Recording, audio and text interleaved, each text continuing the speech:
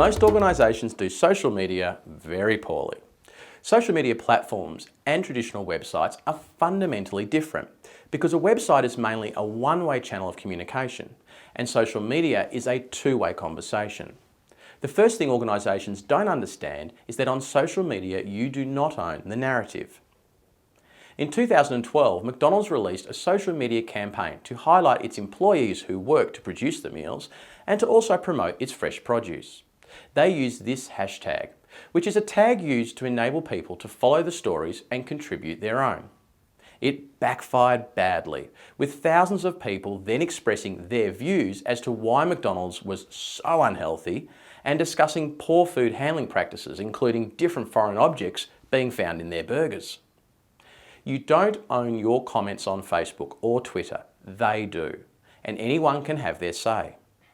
So why would a business risk using social media? Social media does provide additional marketing and communication channels that can't be ignored. And the large social media platforms are also changing. Facebook now has a news feed to replace the need for people to log into their local news service. It also has a search engine function. Pinterest, a platform where people curate other people's content, has invested heavily in its search engine as it aims to take on Google's market dominance. Therefore, if your customers are going to search for your product through a social media platform, your business has no choice but to maintain a presence on that platform. In our business at Knowledge Equity, we realised early on that engaging our customers through social media was critical to our success.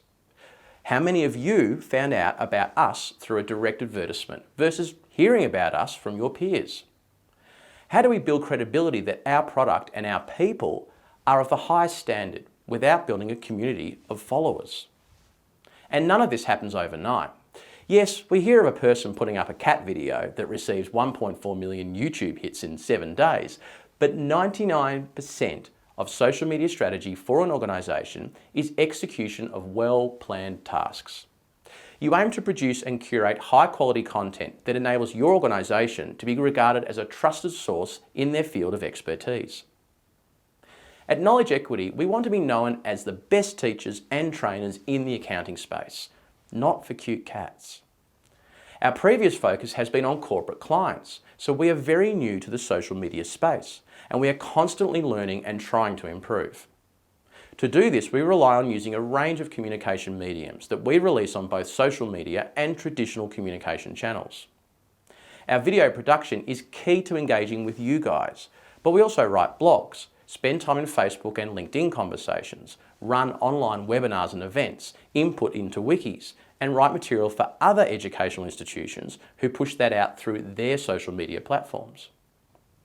We have to manage the risks of our employees using social media when they represent our business, but this is achieved through a combination of education and trust rather than strict rules and monitoring.